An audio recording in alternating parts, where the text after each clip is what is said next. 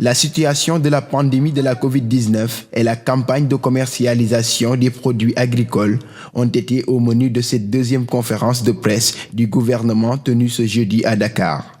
Face à une situation épidémiologique caractérisée par une remontée soudaine des cas de contamination, le ministre de la Santé a insisté sur le respect des mesures barrières. Par rapport aux mesures en perspective, nous ne pouvons plus économiser de tolérance sur ces mesures barrières. Il est important que le portage communautaire de ces mesures barrières, mais la surveillance dans la mise en œuvre et dans l'application de ces mesures barrières soit de mise. Voilà donc l'élément essentiel de la stratégie. Aussi, le Sénégal reste dans l'initiative COVAX et choisira un vaccin qui sera homologué par l'OMS. Et de dire qu'il faut effectivement sécuriser la ligne de front. C'est les personnels de santé et d'action sociale.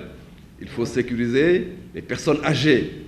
Il faut sécuriser les Sénégalais qui ont des comorbidités, etc. Je crois que ça aussi, c'est important de le noter pour vous dire que le vaccin n'est pas encore là, mais dans la boîte noire, il y a toute une réflexion stratégique qui est en cours parce que nous savons faire. Le Sénégal a une très longue tradition en matière de vaccination et de stratégie de vaccination. L'intervention de son homologue, ministre de l'Agriculture, a surtout porté sur les questions relatives au démarrage de la campagne arachidière. La grande nouveauté de cette campagne 2020-2021 est l'imposition d'une taxe de 30 francs sur les exportations d'arachides.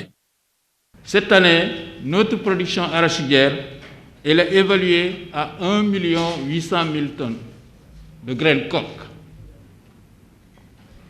18 jours de campagne, et pour le moment, la collecte, elle donne quoi?